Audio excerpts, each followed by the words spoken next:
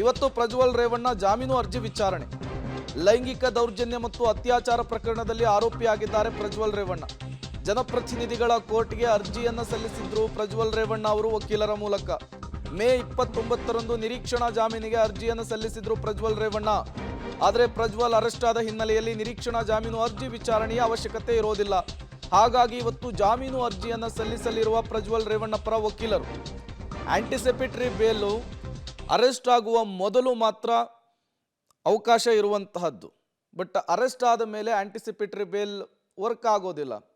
ಈಗಾಗಲೇ anticipatory bale ನಿರೀಕ್ಷಣಾ ಜಾಮೀನಿನ ವಿಚಾರಕ್ಕೆ ಸಂಬಂಧಪಟ್ಟಂತೆ ವಿಚಾರಣೆಯನ್ನು ಇವತ್ತಿಗೆ ಮುಂದೂಡಿಕೆ ಮಾಡಲಾಗಿತ್ತು. ಹಾಗಾಗಿ ಆ ವಿಚಾರಣೆ ಇವತ್ತಾಗುವಂತಹ ಸಾಧ್ಯತೆ ಇರೋದಿಲ್ಲ. ಬಟ್ ರೆಗ್ಯುಲರ್ ಬೇಲ್ಗಂತೂ ಅವರ ಪರ ವಕೀಲರು ಅಪ್ಲೈ ಮಾಡೋದಕ್ಕೆ ಸಿದ್ಧತೆಯನ್ನು ಮಾಡಿಕೊಂಡಿದ್ದಾರೆ. ಈ ರೆಗ್ಯುಲರ್ ಬೇಲ್ ಕೂಡ ಸಿಗುವಂತಹದ್ದು ನ್ಯಾಯಾಂಗ ಬಂಧನಕ್ಕೆ ವಿಧಿಸಿದಂತಹ ಸಂದರ್ಭದಲ್ಲಿ, ಜುಡಿಷಿಯಲ್ ಕಸ್ಟಡಿಗೆ ಕೊಟ್ಟಂತಹ ಸಂದರ್ಭದಲ್ಲಿ, ಪೊಲೀಸರ ಕಸ್ಟಡಿಯಲ್ಲಿದ್ದಂತಹ ಸಂದರ್ಭದಲ್ಲಿ ಬೇಲ್ ಸಿಗುವಂತಹ ಸಾಧ್ಯತೆ ಕಡಿಮೆ ಇರುತ್ತೆ.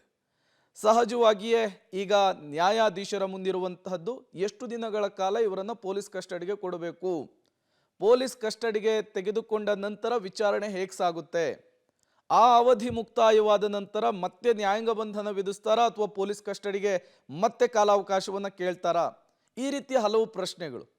ಆಂಟಿಸಿಪೇಟರಿ ಬೇಲ್ಗೆ ಯಾವುದೇ ರೀತಿಯ ಅವಕಾಶ ಇರೋದಿಲ್ಲ. ಯಾವಾಗ ಇವರು ದೇಶಕ್ಕೆ ವಾಪಸ್ ಬರ್ತೀನಿ ಎಂದು ಆಂಟಿಸಿಪೇಟರಿ ಬೇಲ್ಗೂ ಅಪ್ಲೈ ಮಾಡಿದ್ರು ಅವಾಗಲೇ ಸ್ವಲ್ಪ ಅನುಮಾನಗಳು ಕಾಡ್ತಾ ಇತ್ತು. ಇವರು ದೇಶಕ್ಕೆ ಬರೋ ಡೌಟು, ಬೇಲ್ ಸಿಕ್ಕ ಮೇಲೇನೆ ಬರೋದು, ಬೇಲ್ ಅರ್ಜಿ ವಿಲೇವಾರಿ ಆದ ಮೇಲೇನೆ ಇವರು ಬರೋದು ಅನ್ನುವಂತಹ ಸಹಜವಾದಂತಹ ಚರ್ಚೆಗಳಾಗ್ತಾ ಇತ್ತು. ಬಟ್ ಇವತ್ತು ವಿಚಾರಣೆ ಇತ್ತು. ತಡರಾತ್ರಿ ಅವರು ಬಂದು ಈಗ SIT ಅಧಿಕಾರಿಗಳಿಗೆ ಸರೆಂಡರ್ ಆಗಿದ್ದಾರೆ. ಸಹಜವಾಗಿಯೇ ಇವತ್ತು ಆ ಆಂಟಿಸಿಪೇಟರಿ ಬೇಲ್ನ ವಿಚಾರಣೆ ಕೈಗೆತ್ತಿಕೊಳ್ಳುವಂತಹ ಸಾಧ್ಯತೆ ಇರೋದಿಲ್ಲ. ರೆಗ್ಯುಲರ್ ಬೇಲ್ ಬೇಕಿದ್ರೆ ಪ್ರಜ್ವಲ್ ರೇವಣ್ಣ ಪರ ವಕೀಲರು ಅರ್ಜಿಯನ್ನು ಸಲ್ಲಿಸಬಹುದಾಗಿದೆ.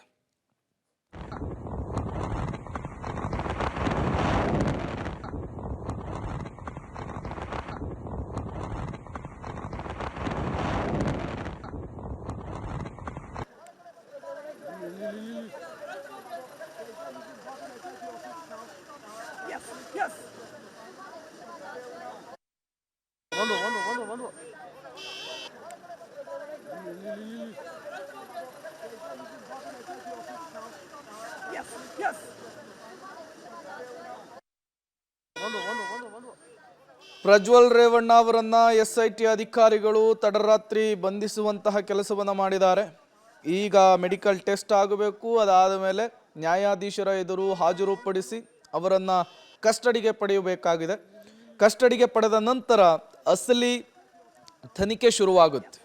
ನಿಜವಾದ ಪೊಲೀಸ್ ಸ್ಟೈಲ್ನಲ್ಲಿ ತನಿಖೆಯನ್ನು ಶುರು ಮಾಡ್ತಾರೆ SIT ಅಧಿಕಾರಿಗಳು.